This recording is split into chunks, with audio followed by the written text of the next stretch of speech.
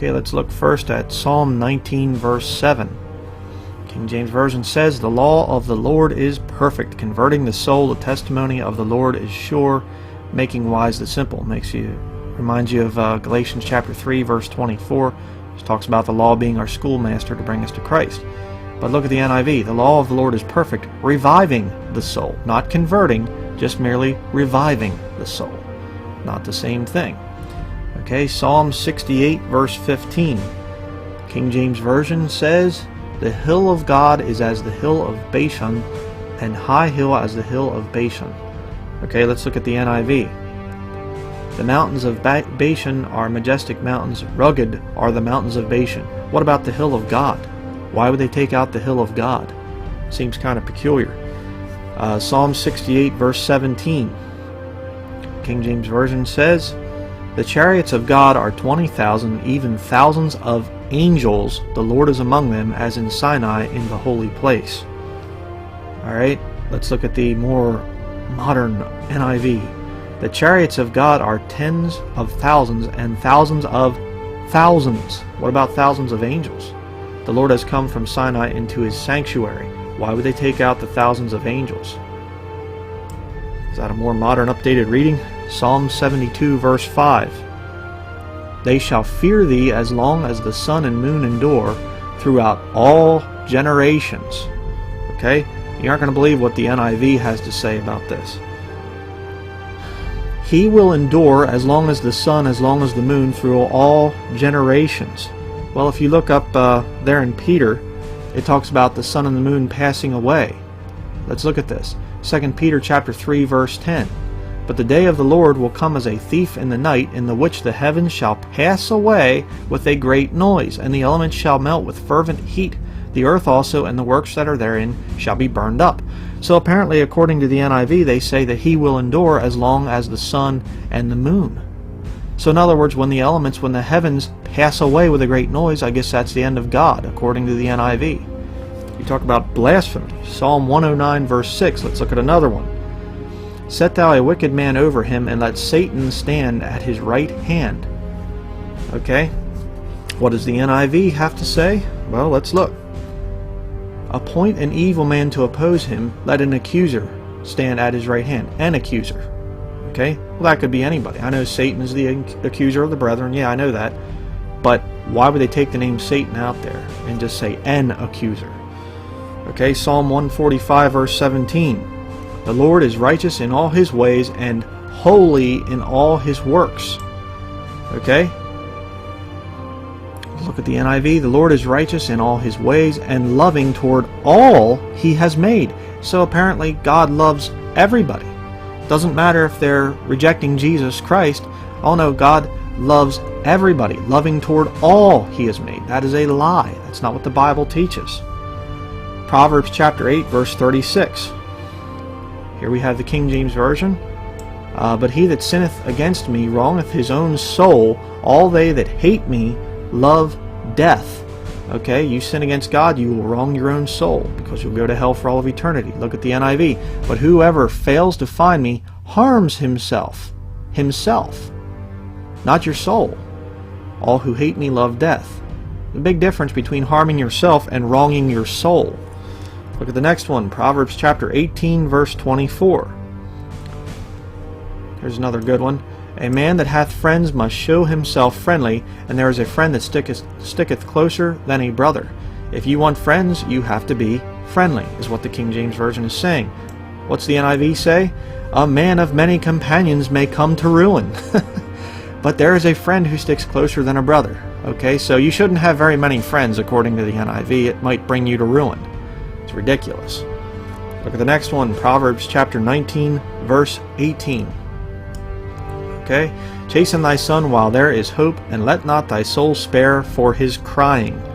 Okay, you are to spank your children. What does the NIV say?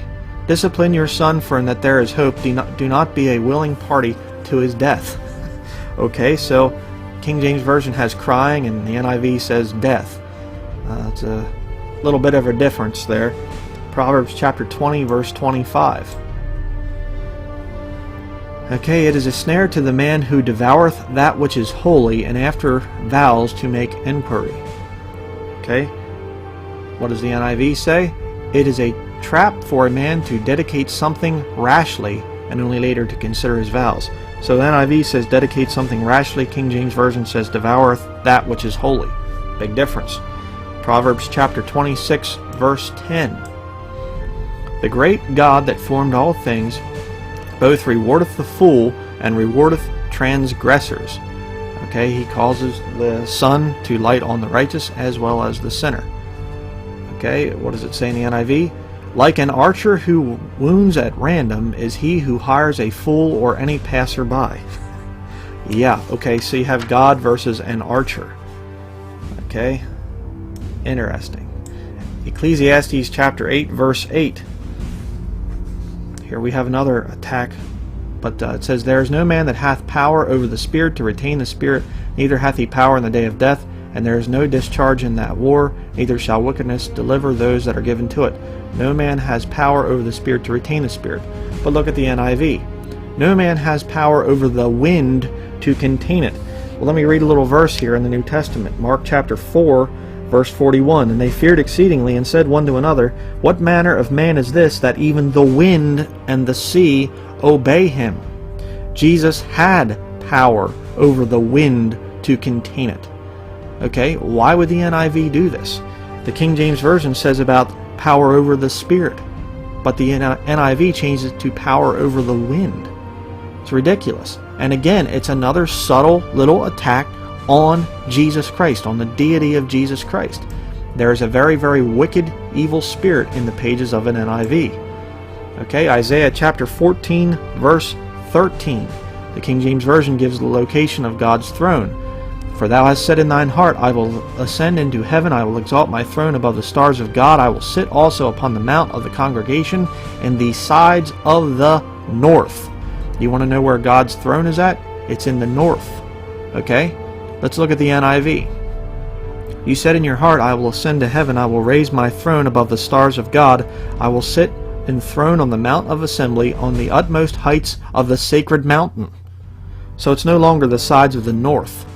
They take away the location of God's throne. Why?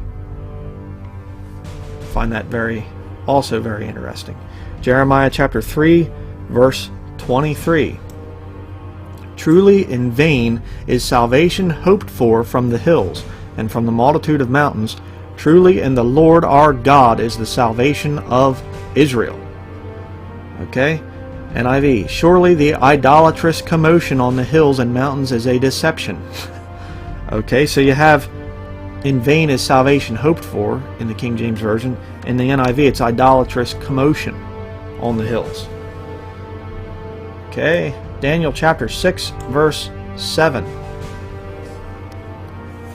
All the presidents of the kingdom, the governors and the princes and the counselors and the captains have consulted together to establish a royal statute and to make a firm decree that whosoever shall ask a petition of any god or man for 30 days, save of thee, O king, he shall be cast into the den of lions.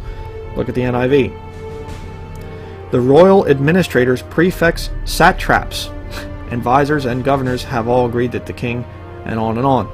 But I thought the NIV was supposed to update archaic language. So the King James Version says presidents, NIV says royal administrators, King James Version says princes, NIV prefects, King James Version says counselors, and the NIV says satraps.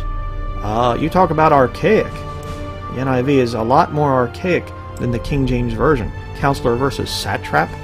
Right. Hosea chapter 11, verse 12.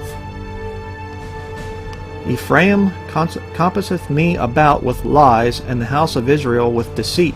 But Judah yet ruleth with God, and is faithful with the saints. Now watch this little swipe at the Jews here with the NIV. Ephraim has surrounded me with lies, the house of Israel with deceit, and Judah is unruly against God, even against the faithful Holy One. So the King James Version says that Judah yet ruleth with God. The NIV says Judah is against God.